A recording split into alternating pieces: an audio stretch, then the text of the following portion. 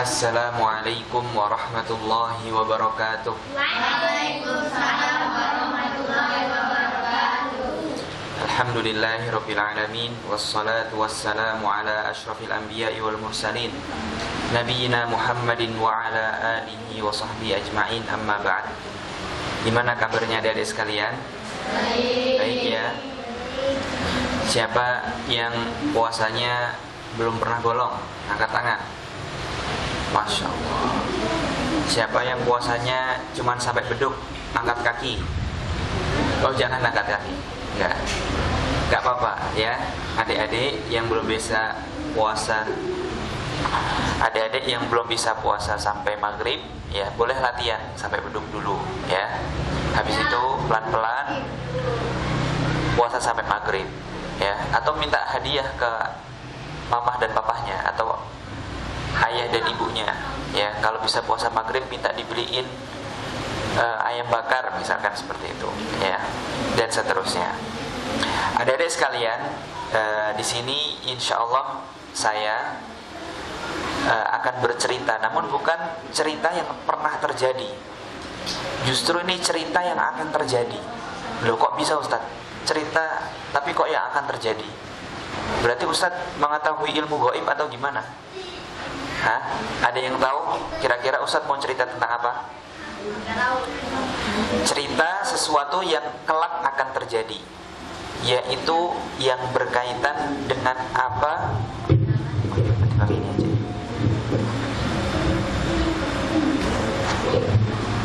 Yaitu yang berkaitan dengan apa yang kelak akan terjadi pada hari kiamat. Ya, setelah kita meninggal, lalu ada apa di sana? Hari kiamat atau al-yaumul akhir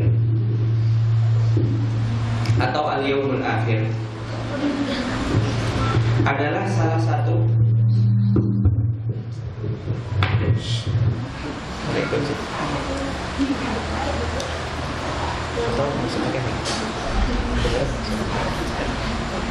hari kiamat. Nah, dengar ya, kedengeran kan?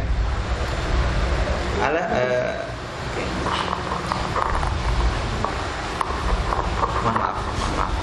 Hari kiamat adalah salah satu dari rukun apa? Islam atau rukun iman?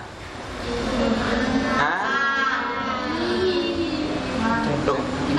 Siapa yang bisa nyebutin berapa rukun Islam? 6 atau 7? 7. Yang 6 mana? Yang 6 angkat tangan. Rukun Islam 6. Rukun Islam 7 siapa? Kalau yang 8, yang 8? 5, pinter. Siapa namanya? Bagus. Ini berarti berprinsip. Iya, dia bilang 5. Saya bilang 6 atau 7, itu hanya mengecoh. Ya, ini hadiahnya. Oke. Jadi rukun Islam ada berapa? 5. Sama kayak rukun iman juga 5. Nah, siapa yang bilang 6 tadi? Oke, dapat hadiah. Jadi rukun Islam ada 5. Kalau rukun iman ada 6. Siapa yang bisa sebutin rukun Islam? Nah, silakan. Syahadat. Gak apa-apa. 3 zakat. Kalau cuma bisa disebutin 3 dapat setengah ya, berarti hadiahnya. Puasa. Masya Allah. 5 haji. Siapa yang bisa sebutin rukun iman? Yuk. Beriman kepada Allah, beriman kepada malaikat, beriman kepada kitab Allah, beriman kepada Nabi dan Rasul Allah. Masya Allah. Beriman kepada hari kiamat, beriman kepada qada dan qadar. Pintar. Namanya siapa, Adik? Hah? Adik namanya siapa? Sarah. Masya Allah. Pintar ya. Menyebutkannya dengan lancar, tidak terbata-bata, nggak mikir langsung beriman kepada Allah, beriman kepada malaikat, beriman seterusnya sampai yang terakhir. Nah, kita akan membahas tentang rukun iman yang kelima tadi. Apa, Dek? Apa rukun yang kelima tadi? Hah? Beriman kepada hari kiamat atau hari akhir. Kapan hari kiamat itu terjadi? Nggak tahu. Bagus tuh, jawabannya bagus sebenarnya, tapi nggak dapat hadiah. Tapi sebenarnya benar, jawabannya betul. Emang ada yang tahu hari kiamat kapan terjadi? Nah, nggak ada yang tahu kan?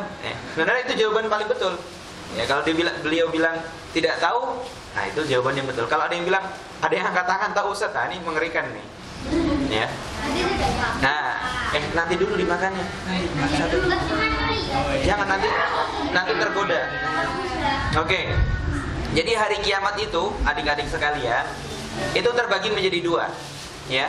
Ada hari kiamat secara pribadi dengan hari kiamat berjamaah. Apa Ustaz maksudnya hari kiamat pribadi sama berjamaah? Hari kiamat pribadi itu ketika kita menghembuskan nafas yang terakhir. Artinya ketika kita meninggal, itu sebenarnya hari kiamat bagi kita. Nah, itu yang pertama. Jadi setiap orang itu pasti akan merasakan hari kiamat, yaitu meninggal. Ya. Yang kedua, hari kiamat kelak ketika bumi itu diluluh lantahkan. Apa luluh lantahkan tuh? Dihancurkan, ya. Ketika ada tanda-tanda yang besar sebelumnya seperti ada Dajjal. Tahu Dajjal kan? Tahu. Temannya siapa? Oh, nggak boleh. Kemudian ada turun Nabi Isa, ya kan? Ada Ya'juj dan Ma'juj dan terus-terusnya. Nah, itu kiamat yang kubro, ya. Adapun setiap dari kita itu pasti akan mengalami yang namanya kiamat sughra atau meninggal itu sendiri. Tapi setelah kita meninggal, ya, setelah kita meninggal dan semua akan meninggal, maka kita kan akan dikuburkan, benar nggak? Ada yang meninggal nggak dikuburkan? Dikuburkan kan? Kalau orang Islam dikuburkan. Ketika dikuburkan, semua keluarganya sudah pulang. Maka akan ditanya oleh dua malaikat. Siapa yang tahu malaikat siapa dan siapa? Angkat tangan. Nah, siapa nama Raqib Atid, salah. Mungkar Nakir, pintar. Ya. Jadi dua malaikat ini namanya Mungkar dan Nakir. Dia akan menanyai setiap yang sudah masuk kuburan. Ya, sudah ditutup dengan tanah. Siapa yang tahu pertanyaannya apa saja? Ada 3 pertanyaannya yang akan ditanyakan oleh malaikat Mungkar dan Nakir. Siapa namamu? Bukan. Bentar, yang lain dulu, yang lain yang sudah jawab. Angkat tangan dulu, cepat. Siapa namamu? Asalmu dari mana? Makanan favoritmu, gitu kan? Oh, bukan. Apa? Silakan. Nah. Siapa Tuhanmu? Apa agamamu? Apa kitabmu? Sebelum, hampir bukan apa kitabmu. Ayo ganti. Hah? Siapa Tuhanmu? Apa agamamu? Dan yang bawa kitab itu siapa? Siapa nabimu? Gak apa-apa Mas. Nanti bagi-bagi ya sama yang ngasih clue tadi ya. Nah, jadi malaikat Mungkar dan Nakir ini akan bertanya kepada setiap ahli kubur yang sudah meninggal. Ya, malaikat tersebut bertanya, Man Rabbuka? Siapa Tuhanmu? Wa ma dinuka? Dan apa agamamu? Wa man nabiyyuk? Dan siapa nabimu? Adapun orang yang beriman, orang Islam, orang mukmin yang selama hidupnya itu selalu mengerjakan rukun-rukun Islam dan rukun-rukun iman, dia akan dengan tenang menjawab, Rabbi Allah, Tuhanku adalah Allah. Diniyal Islam, agamaku adalah Islam. Wa nabiyyi Muhammad sallallahu alaihi wasallam, dan nabiku adalah Muhammad sallallahu alaihi wasallam. Adapun orang kafir, siapa itu orang kafir? Orang yang tidak beragama Islam, ya kan? Orang yang tidak beragama Islam, yang tidak percaya dengan ajaran Nabi Muhammad, ya, tidak mengerjakan rukun-rukun Islam dan tidak beriman dengan rukun-rukun iman. Maka dia akan mengatakan, la adri, saya tidak tahu. Sami'tun nasa yaquluna syai'an faqultuh. Dulu pas di dunia saya pernah dengar 3 pertanyaan ini dijawab oleh manusia. Saya dulu bisa jawab, tapi sekarang saya lupa. Padahal pertanyaan ini gampang atau tidak? Kira-kira nih, ada nggak orang yang kalau diajarin 3 pertanyaan ini ketika di dunia nggak tahu? Ada nggak yang ketika diajarin? Coba misalkan saya dikte orang, dikte itu mengajarkan. Ntar kalau saya tanya apa agamamu, siapa Tuhanmu, jawab Allah ya. Kalau ditanya apa agamamu, jawab Islam ya. Kalau ditanya siapa nabimu, jawab Muhammad ya. Kira-kira paham nggak langsung orang itu? Paham kan? Tapi yang membuat orang itu kelak bisa menjawab di akhirat itu bukan kecerdasan, ya, bukan. Tapi amalan ibadahnya. Bisa dimengerti ya? Ya, bukan kecerdasan, bukan kemampuan dia menghafal, bukan kemampuan dia cepat paham, bukan. Ini tiga pertanyaan ini mudah. Ya, coba sekarang. Pertanyaan pertama apa? Siapa Tuhanmu? Jawabannya Allah. Yang kedua, apa agamamu? Jawabannya Islam. Yang ketiga, siapa nabimu? Muhammad. Kalian pada langsung paham hanya dalam 3 menit. Mudah nggak berarti? Sebenarnya mudah. Tapi kelak di akhirat yang membuat seorang bisa menjawab apa? Amalan ibadahnya. Nah, ini pertanyaan ini yang ditanyakan oleh malaikat Munkar dan Nakir disebut dengan fitnatul qabr, ya, atau fitnah kubur. Nah, bagi yang bisa menjawab, maka dia akan mendapatkan naimul qabr, nikmat kuburan. Ya, dapat nikmat tatkala sudah di kuburan, dengan di kuburannya diperluas, diberikan kenikmatan, ya. Adapun orang yang tidak bisa menjawab, maka akan disiksa oleh malaikat. Akan disiksa oleh malaikat dan akan dipersempit kuburannya sampai kelak hari kebangkitan, ya, sampai kelak hari kebangkitan. Nah, bagi orang-orang yang beriman, mereka ingin untuk segera dipercepat waktu kebangkitan. Artinya segera manusia itu meninggal yang ada di atas dunia, kemudian dilakukan prosesi hisab, dihitung amalan ibadahnya. Yang banyak beramal masuk surga, yang tidak beramal masuk neraka. Orang-orang beriman pengen cepat, ya Allah, cepat, saya pengen segera masuk surga. Di kuburan memang dapat nikmat, tapi kurang nikmatnya, ya. Sedangkan orang-orang kafir kebalikannya, ya. Meskipun mereka disiksa, tapi mereka merasa mending disiksa di sini aja daripada disiksa di mana? Di neraka, ya, daripada disiksa di neraka. Baik. Kemudian setelah akhirnya dunia ini habis masanya, ya, datang kiamat kubro. Tadi yang saya sebutkan dengan dunia sudah terluluh lantahkan, dah nggak ada dunia lagi. Yauma tubaddalul ardu ghairal ardi was samawat. Ya, dunia yang sekarang berbeda dengan dunia yang akan ada. Jadi udah diganti. Ya, langit juga udah beda lagi. Nah, maka manusia dikumpulkan, ya, dikumpulkan jadi satu dari yang zaman Nabi Adam sampai manusia yang terakhir kali lahir di dunia. Nah, itu jumlahnya banyak sekali, dikumpulkan, ya, dikumpulkan jadi satu untuk dibangkitkan, ya, untuk dibangkitkan. Lalu mereka dibangkitkan. Apa maksudnya dibangkitkan? Ya benar, rohnya dikembalikan ke badannya, ya. Nih kita semua ini akan dibangkitkan. Dan dibangkitkannya dalam keadaan apa? Kata Nabi, ini jangan takjub ya. Kata Nabi, innakum satatuna yaumal qiyamati hufatan uratan ghurla.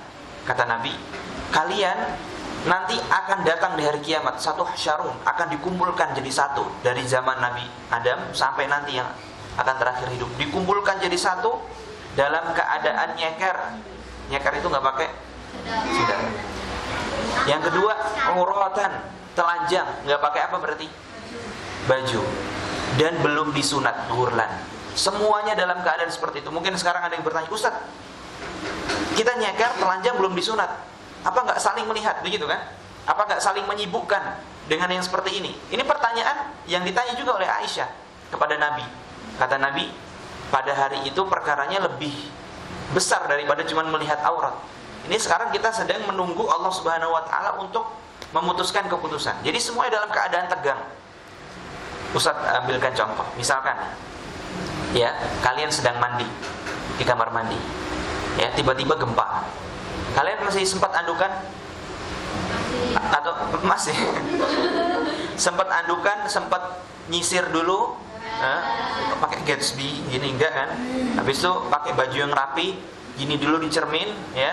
Habis itu pakai parfum, atau habis gempa langsung yang penting lari, yang penting selamat, yang penting lari kan? Nah itu aja bisa digambarkan kan? Meskipun nggak pakai baju, yang penting selamat dulu daripada nyisir dulu habis itu dum, ya kan? Masuk langsung dikubur, ya kan?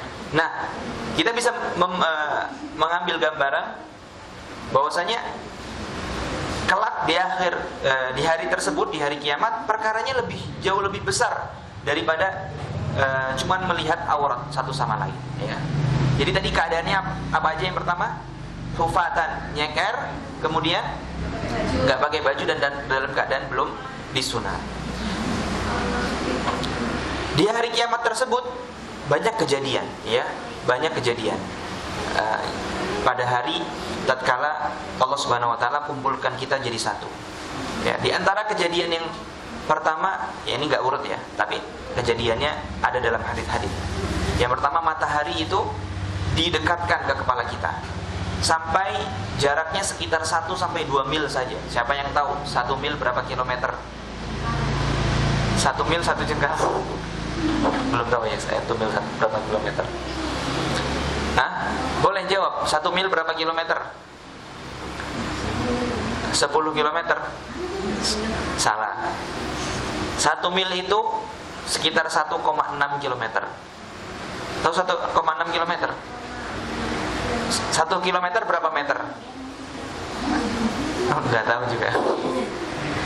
Belum sampai pelajaran matematikanya, belum sampai. Itu pelajaran matematika apa? Matematika kan? 1 meter itu berapa sentimeter? Pintar. Boleh.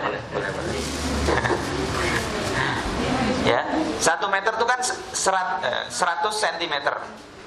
Kalau 1 kilometer berapa meter? 1000. Boleh ya. 1000 ya. 1000. Oh iya udah. 1000 kilometer. Baik. Nah, 1 mil itu 1,6 kilometer, berarti 1.600 meter. Paham? Nah, kurang lebih nanti di hari tersebut matahari itu akan didekatkan ke kepala kita yang jaraknya sekitar 1 sampai 2 mil. Jadi sekitar 1,6 kilometer sampai 3,2 kilometer. Benar ya, Mas? 3,2 ya? Ya, 3,2. Itu jarak yang dekat apa jarak yang jauh? 3,2 kilometer. Matahari jaraknya 3,2 kilometer. Dekat ya. Sekarang aja matahari jauhnya berapa juta kilometer? Jauh sekali. Saya nggak tahu, tapi yang penting jauh, coba boleh dicari. Intinya matahari itu jauh sekali. Yang jauhnya kayak gitu aja, kalau jam 12 siang kita kepanasan ya, keringetan, ya enggak? Gimana kalau dekatnya cuman 150-an juta kilometer? Sekarang nih matahari 150-an juta kilometer. Gimana kalau dekatnya cuman jadi 3,2 kilometer? Hah? Ya kan? Tapi itu nggak membuat kita meleleh, ya. Itu membuat kita saat itu keringetan. Iya, keringetan. Nah, keringatannya ini akan dikumpulkan atau per orang masing-masing. Ada yang keringatannya ngucur sampai akhirnya setinggi tumit atau setinggi mata kaki. Nah, berarti dia masih dia belum tenggelam kan? Ada juga yang saking panasnya bagi dia, ini kan tergantung amalannya masing-masing, ya. Yang amalannya lumayan bagus itu, ya, cuman keringatnya cuman di tumit atau sekitar mata kaki. Ada juga yang sampai lutut keringatnya. Ada juga yang sampai pinggang. Ada juga yang sampai dada. Ada juga yang sampai hidung. Artinya dia udah mulai kelalap. Ada juga yang tenggelam. Ya, karena keringatnya yang sangat banyak saking dekatnya matahari saat itu. Tapi di saat itu ada 7 golongan yang sama sekali nggak keringatan. Mereka dapat naungan Allah Subhanahu wa taala. Tatkala tidak ada naungan selain naungan Allah. Siapa yang bisa sebutin 7 golongan tersebut? Atau salah satu dari 7? Siapa saja golongan orang yang pada saat matahari didekatkan 2 mil itu, 1 sampai 2 mil, dia nggak keringatan sama sekali, bahkan teduh. teduh, sejuk. Nah, siapa yang bisa nyebutin? Ya, kalau nggak, ada yang tahu? Kalau nggak ada, kita belajar sendiri ya. Yang pertama, pemimpin yang adil. Yang pertama apa? Pemimpin yang adil. Ya, kalau dia pemimpin, dalam memimpin itu adil, maka dia bisa dapat naungan. Ya, yang kedua, pemuda yang tumbuh dalam ibadah. Artinya dari kecil dia senang ngaji, dari kecil dia sudah senang berbakti. Dari kecil dia nggak nakal, ya. Dari kecil masa muda dia senang sholat 5 waktu, senang menuntut ilmu, ya. Nih keadaan adik-adik sekalian ini, kalau konsisten bisa jadi masuk ke kelompok yang kedua, yaitu pemuda yang tumbuh di dalam ibadah. Yang ketiga, orang yang hatinya terkait dengan masjid. Artinya dia itu rindu akan waktu sholat 5 waktu. Pokoknya dia rindu kapan dia harus ke masjid. Dia rindu kapan ada majelis ilmu di masjid. Dia rindu dengan orang-orang yang senang dengan masjid. Itu yang ketiga. Coba, yang pertama tadi apa? Pemimpin yang adil. Yang kedua, pemuda yang tumbuh dalam ibadah. Yang ketiga, orang yang hatinya terkait dengan masjid, ya. Hatinya terkait dengan masjid. Baik. Yang kelima, orang yang menyembunyikan sedekahnya. Jadi ketika sedekah itu dia ikhlas, dia nggak pamer. Ya, bahkan sampai Nabi mengatakan tangan kirinya itu nggak tahu apa yang diinfakkan tangan kanannya. Itu maksudnya saking sedekahnya itu rahasia. Ya, ini masya Allah, ini amalan yang bagus ya, sedekah rahasia. Kemudian yang keenam, orang yang menjaga kehormatan dan pandangannya. Ya, sebenarnya lebih dari itu, cuma kayak anak kecil ya. Orang yang menjaga pandangan dan kehormatannya. Kemudian yang ketujuh, orang yang kalau berzikir mengingat Allah itu sampai air matanya mengalir. Ya, air matanya mengalir. Baik, tadi yang keempat apa? Afwan, ada yang belum tadi, yang keempat belum. Saya ulangin. Yang pertama, pemimpin yang adil. Yang kedua, pemuda yang tumbuh dalam ibadah. Kemudian yang ketiga, orang yang hatinya terkait dengan masjid. Yang keempat, saya lupa tadi, loncat tadi. Yang keempat itu dua orang yang saling mencintai karena Allah. Ya, saling mencintai karena Allah itu bukan pacaran. Ya. Kalau pacaran itu berarti tidak mencintai karena Allah.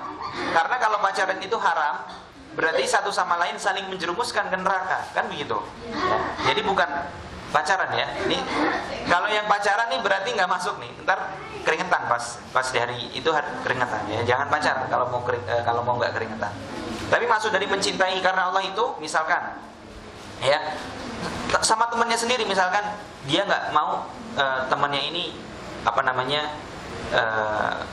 nggak bisa ngaji. Akhirnya dia ajak temannya, ayo kita belajar ngaji biar kita lancar baca Al-Quran. Ayo kita belajar Iqra, itu ustadznya. Jadi ada temennya, dia pengen kebaikannya itu juga didapatkan temennya. Ya, contohnya seperti itu. Ketika dia lihat temennya kok bentak-bentak orang tuanya, dia nasehatin, jangan dibentak-bentak. Orang tuamu itu kan sudah berkorban untukmu.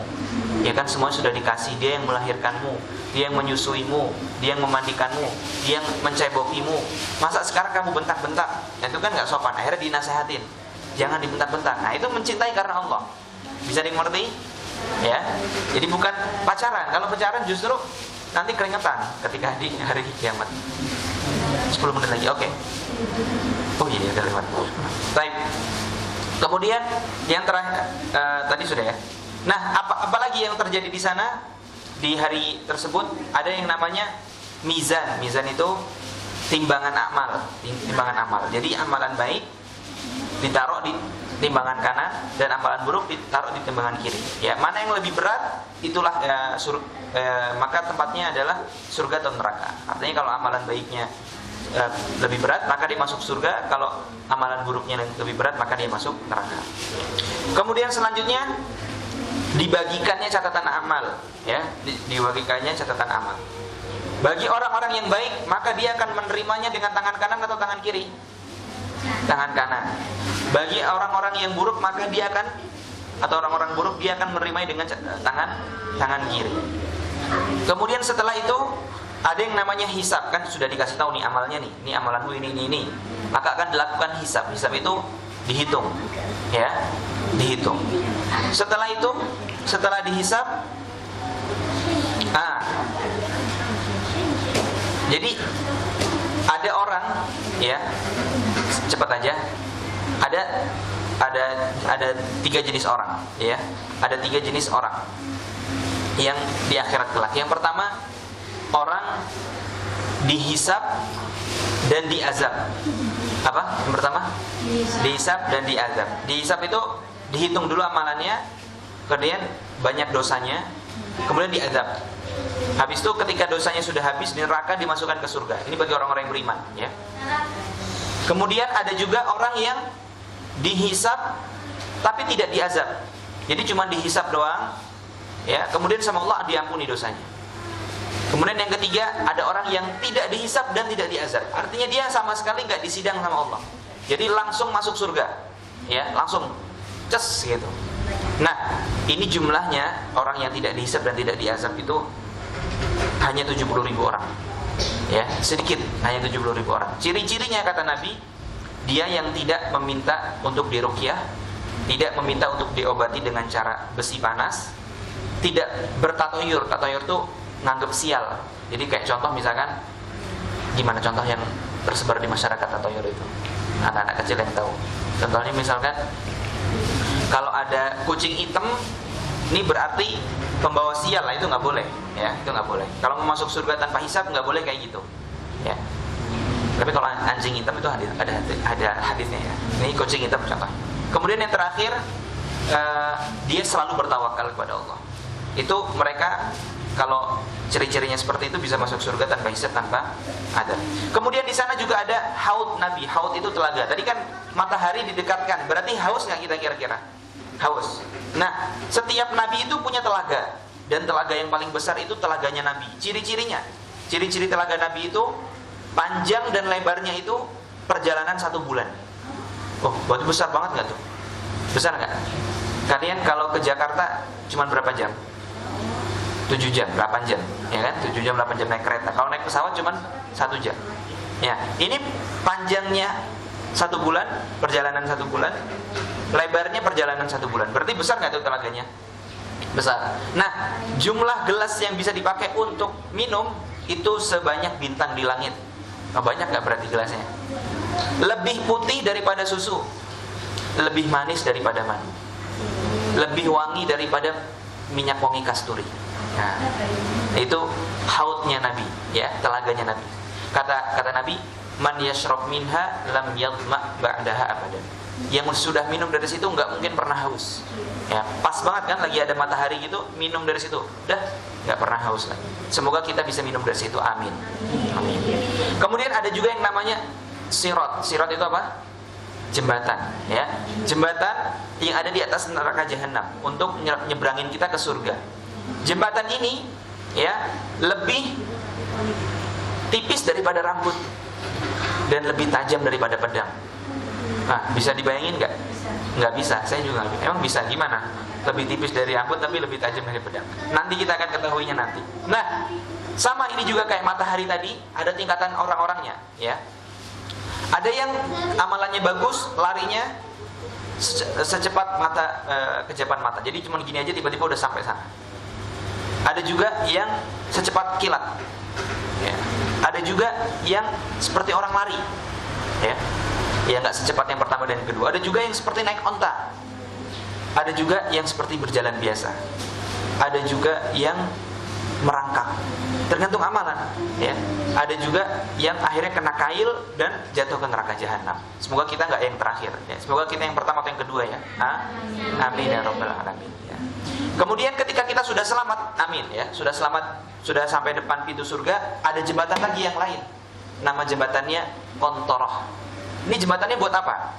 Jembatannya itu khusus penghuni surga aja, tapi digunakan untuk mengkisos. Mengkisos itu apa, Mas? Menghukum kesalahan sesama penduduk surga. Jadi misalkan misalkan aja ya, misalkan saya sama Mas Amnu masuk surga, amin, amin ya.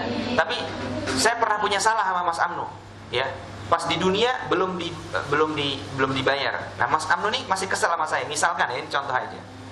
Nah, di jembatan tersebut yang di sebelum surga itu, Mas Amnu minta Allah untuk membalaskan dulu. Jadi utangnya dibayar dulu. Atau misalkan saya pernah mukul, Mas Amnu pengen mukul saya dulu.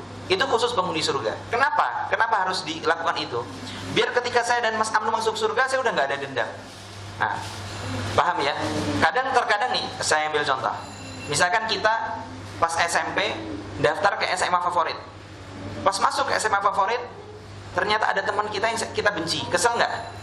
Aduh, kok ada dia lagi? Padahal saya keluar dari SMP pengen gak ketemu dia. Tapi gimana, dia pinter. Dia pinter, saya juga pinter.